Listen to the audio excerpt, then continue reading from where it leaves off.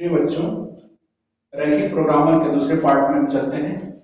हमारा ये क्वेश्चन है कि निम्न अवरोधों के अंतर्गत z बराबर 5x प्लस 10y का न्यूनतमीकरण व अधिकतमीकरण करो। जबकि इसके लिए प्रतिबंध दिया है x plus 2y less than equal 100, x plus y greater than equal 60, x minus 2y greater than equal 0 और x कामा y ग्रेटर देन इक्वल 0। तो पहले हम लिखते हैं कि असमीकरणों को समीकरण रूप में लिखने पर हम लिखेंगे समीकरण रूप में लिखने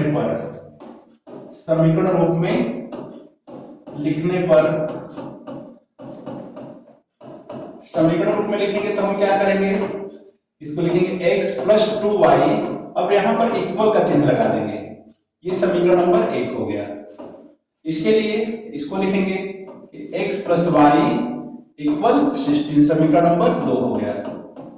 और ये तीसरा बना लेंगे x माइनस 2y बराबर 0, ये समीकरण नंबर 3 हो गया। और इसको लिख सकते हैं इन दोनों को कि x बराबर 0 y बराबर 0, इसको लिख सकते हैं। अब इस समीकरण में एक बार हम x बराबर 0 रखते हैं, x बराबर 0 पर y का मान रखेंगे तो x का मान यहाँ पर 0 प्लस 2y बराबर 100 है। तो ये सॉरी 100 नहीं है, 120 है, ये 120 है, ये क्या है 120। तो यहां पर 120 लिखेंगे तो y बराबर क्या हो जाएगा 60। यहां से हम एक बिंदु बना लेते हैं a बराबर 0 कामा 60। दूसरा इसी में एक बार y बराबर 0 रखते हैं, y बराबर 0 पर यहां पर x प्लस y का वैल्यू क्या हो जाएगा 0 बराबर 120, x बराबर 120। इसको दूसरा बिंदु b बना लेते हैं 120 कामा 0। अब यहां पर देखते हैं, इसमें x बराबर 0 रखते हैं और y बराबर क्या आ जाएगा 60 आ जाएगा। तो इसको बिंदु C बना लेते हैं 0 कामा 60। और एक बार y बराबर 0 रखेंगे पर तो x बराबर क्या हो जाएगा 60। इसको कहा हमारा बिंदु, अगला बिंदु हो गया d बराबर 60 कामा 0। ठीक है, अब इसमें देखते हैं, यदि इसमें x बराबर हम 0 रखते हैं, 0 पर x का मान 0 रखेंगे तो 0 माइनस 2y बराबर 0, अर्थात y की वैल्यू क्या हो जाएगी 0। एक बिंदु E मिल गया, इसको लिख देते हैं 0 कामा 0। और यदि इसमें y बराबर 0 रखते हैं तो फिर x का वैल्यू 0 मिल जाएगा, तो फिर वही बिंदु मिलेगा। तो वही बिंदु मिलेगा तो हमें रेखा खींचने के लिए कम से कम 2 बिंदु चाहिए। तो यहाँ पर y बराबर 0 रखने पर यदि हम y बराबर 0 रखते हैं तो क्या मिलेगा x माइनस इस y का वैल्यू 0 बराबर 0, तो x बराबर 0 हो गया, फिर बिंदु वही मिल गया। तो इसको हम वही बिंदु मिलेगा तो हमारा रेखा नहीं खींची जा सकती है। रेखा खींचने के लिए कि हम 2 अलग अलग बिंदु होना चाहिए, अर्थात इसको हम नहीं लेंगे, यहां हमारी प्रॉब्लम होगी। तब हम क्या करेंगे, इसको ध्यान से देखते हैं। इसको हम चाहें तो यहां से पक्षांतर करके x बराबर 2y भी लिख सकते हैं और यहां y का मान हम कुछ भी पुट कर लेंगे, कुछ भी पुट करेंगे तो x का मान आएगा 0 नहीं रखा जाएगा। x का मान 0, y का मान 0 छोड़कर कुछ भी रखा जा सकता है, 10, 20, 30, 40, 50, 5, 10 जो मन में आए रखा जा सकता है। तो हम यहां पर y का मान, इसमें y बराबर 20 यदि रख देते हैं तो x बराबर 2 और गुणे 20, तो x का मान क्या हो गया 40। तो एक बिंदु मिल गया, x बराबर हम y का मान 20 रखे हैं तो x का मान हो गया 40। इसको बिंदु f बना लेते हैं, f बिंदु हो गया हमारा 40 कामा 20, 40 कामा 20। ठीक है, अब देखते हैं यहां पर हम इसकी असमीका, जब इसका असमीका हम लिखेंगे तो असमीका जब भी लिखते हैं तो असमीका इसका क्या हो जाएगा x plus 2y less than 120, equal नहीं लिखेंगे। और हमेशा मूल बिंदु पर ही चेक करते हैं, मूल बिंदु का निशान क्या होता है 0 0, इसलिए यहां पर x का मान एक बार 0 रखते हैं और y का मान भी 0 लेस देन 120, तो ये मिलकर क्या ये 0 और ये 0 हो गया, 0 लेस देन 120। ये कथन सत्य है कि असत्य है? 0 हमेशा 120 से छोटा होता है, अर्थात ये वाला कथन हमारा सत्य है, ये कथन सत्य है, अतः यह रेखा मूल बिंदु की तरफ ही मुड़ेगी। फिर यहां से हम देख लेते हैं, इसको भी चेक कर लेते हैं। इसकी असमिका क्या है? इसकी असमिका, असमिका में इक्वल वाला चिन्ह नहीं लिखते हैं, उसको छोड़ कर लिखते हैं x plus y greater than equal 60। तब यहां पर x की वैल्यू 0 रखेंगे और y की वैल्यू 0, क्योंकि मूल बिंदु का निर्देशांक 0 0 होता है, वहां पर x की वैल्यू 0 y की वैल्यू 0 ही होती है। अब ग्रेटर देन 60, तो यहां पर 0 ग्रेटर देन 60। अब यहां पर हम देखते हैं कि 0 60 से बड़ा है। क्या कभी 0 60 से बड़ा होता है? नहीं होता है, अर्थात यह रेखा मूल बिंदु की तरफ नहीं मुड़ेगी, यह कथन गलत है। यह रेखा मूल बिंदु की तरफ न मुड़ के दूसरी तरफ मुड़ जाएगी। ABC, AB, C, D, E, F के निर्देशांकों को अगले पेज पर लिख लेते हैं, तो अगला पेज पे BCD का F का निर्देशांक हो गया। और ऐसे हम दो रेखा खींच लेते हैं, x x dash y y dash, और हमें सबसे बड़ा बिंदु इसमें क्या है? 120 है। तो ऐसा है कि 120 खाना हम खींच नहीं सकते हैं, तो 20-20 के अंतराल पर ही हम ले लेते हैं। यहां पर हमारा 0 0 हो गया, 20 40 60 80 100 120, और उसे एक खाना बढ़ाकर 140 तक ले लेते हैं। वैसे ही 20 40 60 80 100 120 140 लेते हैं, तो हमें 0 का 60 दिखाना है। 0 का 60 माने ये हमारा A हो गया, बिंदु A। और वहीं पर बिंदु C भी है, C का भी निर्देशांक हमारा वही है। और B का बिंदु क्या है? 120 का 0, ये बिंदु हमारा क्या हो गया? B। इन दोनों को स्केल लगाकर हम मिला लेते हैं हमेशा भी। ये बिंदु यहां पर हमारा AC है, A और C, A और C यहां पर है इस बिंदु पर, और B यहां पर है। शेप लेकर हम मिला लेते हैं थोड़ा सा, तो ये हमारा हो जाएगा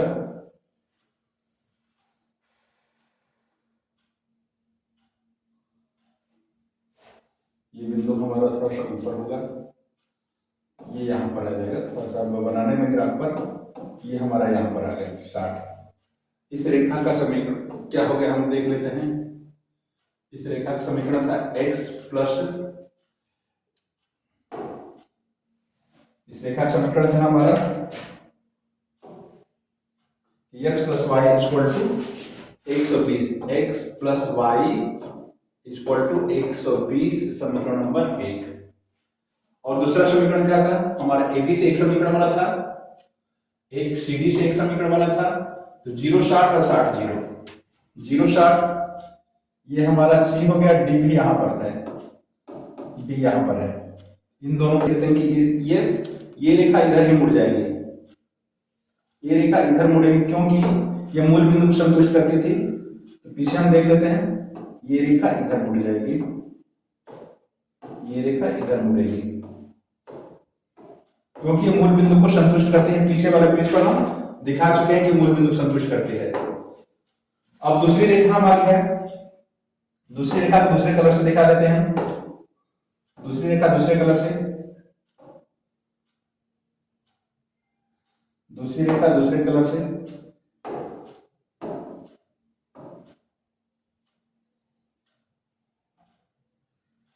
ये हमारी रेखा है, इसको आगे बढ़ा के चाहें तो हम यहां से आगे बढ़ा कर लिख देते हैं। इस रेखा पर नाम, इसका नाम है, ये रेखा हमारे x plus y equal to 16 है, x plus y equal to 16। और ये रेखा दूसरी रेखा x प्लस वाई जो 16 है, इसकी असमिका ये है और ये मूल बिंदु को संतुष्ट नहीं करती है, तो रेखा क्या हो जाएगी? मूल बिंदु को दूसरे तरफ में मुड़ जाएगी। ये रेखा दूसरी तरफ मुड़ जाएगी, ये इधर मुड़ेगी। तो जाहिर सी बात है कि बीच वाला भाग लेंगे, लेकिन तीसरी रेखा भी है जो 0 0 और 40 0 शो कर जाती है। एक 0 0 हमारे ए बिंदु हो गया, अब इसको हम तीसरे कलर से बना देते हैं,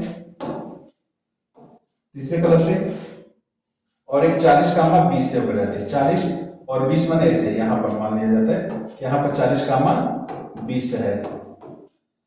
इन दोनों को मिलाकर हम एक रेखा खींच लेते हैं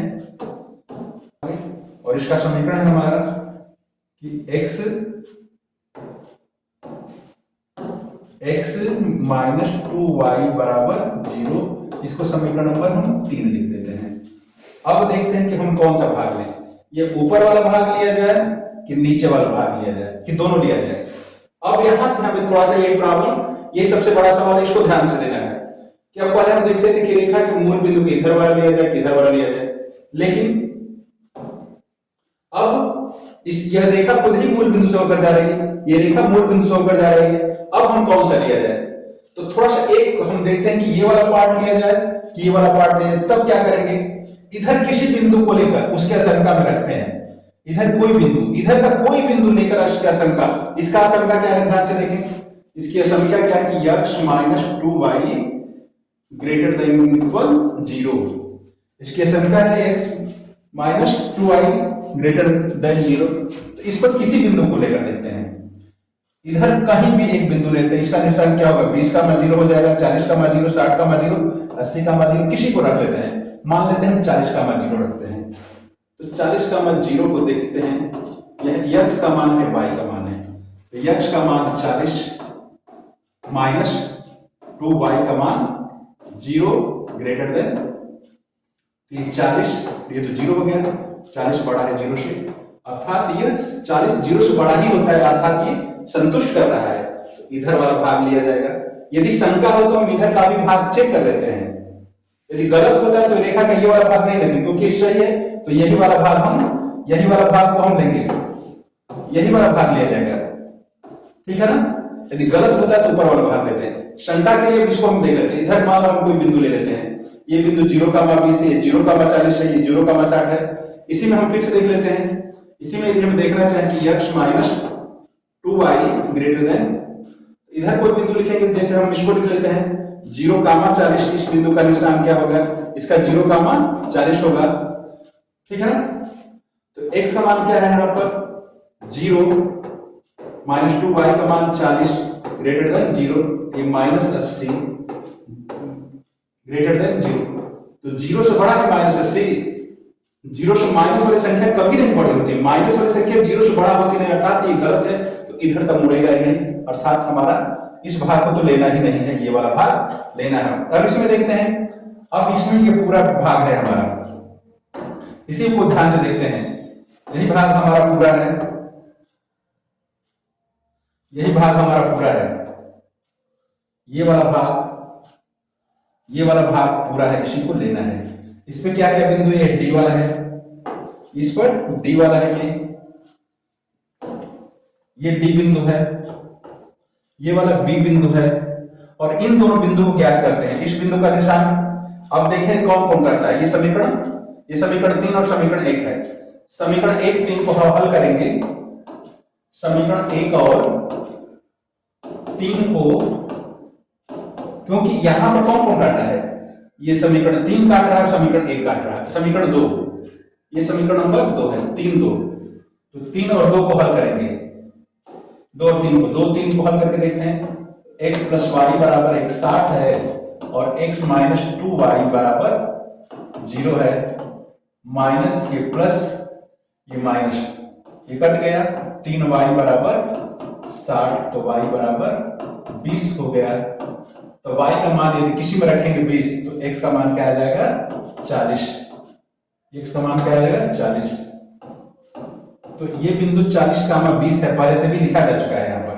इस बिंदु को हम यहाँ पर g लिख देते हैं और इसका निर्देशांक g का निर्देशांक 40 का मान 20 है।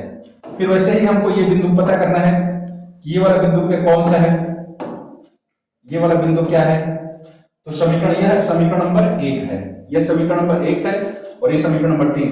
1 3 को हल कर लेते हैं, 1 और 3 को हल करेंगे। 1 और 3 को हल करने पर एक क्या है हमारा कि x प्लस वाई बराबर 120 और यह x माइनस 2y बराबर 0 है, माइनस माइनस माइनस ये प्लस हो गया, ये खत्म हो गया, 3y बराबर 120, तो y बराबर क्या हो गया 40 हो गया, ये ये हमारा 1 है और ये 3।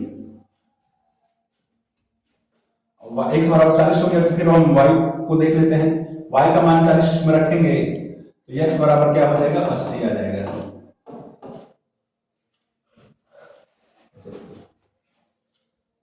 एक 3 को देख लेते हैं। समीकरण 1 3 क्या है, समीकरण 1 क्या है कि x माइनस 2y बराबर 120, x प्लस 2y बराबर 120। समीकरण 3 क्या है, x माइनस 2y बराबर 0। इसको हल करेंगे हम तो ये माइनस ये प्लस ये खत्म हो गया, तो 4y बराबर 120, तो y बराबर 30 हो जाएगा। अब y का मान 30 हम किसी में रख लें इसमें, तो x बराबर क्या हो जाएगा, 60। तो ये वाला बिंदु हमारा आ गया 60, 30। इसको हम लिख लेते हैं g के बाद h। अब यहां पर हम लिखते हैं कोणीय बिंदु, कोणीय बिंदु